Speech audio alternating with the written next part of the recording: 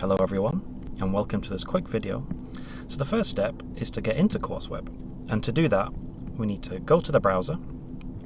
In the address bar we type quartzweb.ascentis.co.uk.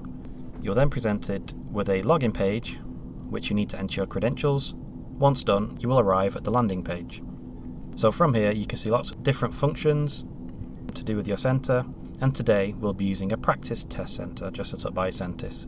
So the first step will be to go into the class, because that's where the learner is situated.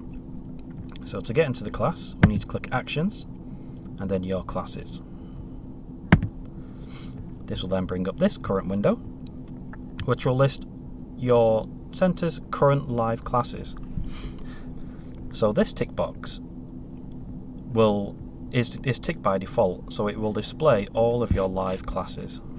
So a live class is defined by a class which sits between the start and end date and is applicable to the current date.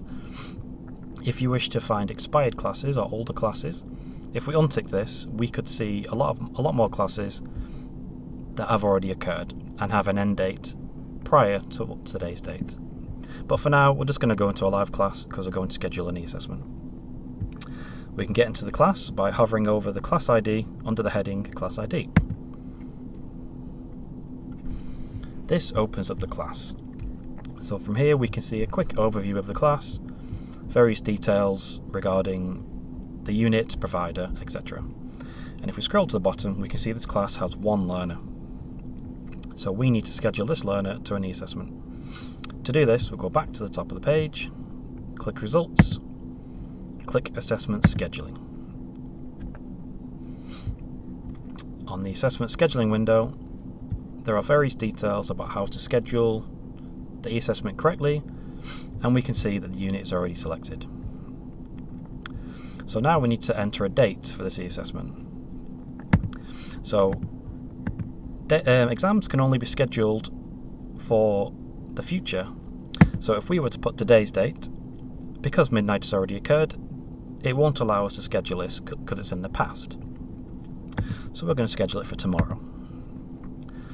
And in the guidance above, it explains for e-assessments, set the start time to midnight and the end time to 11 PM. So let me just select the last date first. So we're going to set it to Friday. That gives the learner 4 days to take the assessment. The reason we make the time 11 PM is because for each day the assessment is open, the window which allows the learner to log in will open every day at midnight and close every day at 11 PM. Now, even though it is outside of centre hours, possibly, you don't have to worry about a learner accessing the exam early, because they can only access the assessment once you give them the key code. So even though the window is quite broad, it can only be accessed via a key code, so you don't have to worry about that. It just allows greater flexibility if you need a bit more time during the day to set an assessment. So now we've put these two times in, it looked correct according to the guidance. We then locate the learner at the bottom, check the submit button, and then we submit. And then we can see a quick batch summary. Are you sure you want to submit it? Yes. We've checked the dates, everything looks good. Let's click confirm. So now this learner has been submitted for an e-assessment during these dates. Click continue again. And we're taken back to the class. Because there was only one learner on the class, there are no more eligible learners because the only eligible learner has now been scheduled.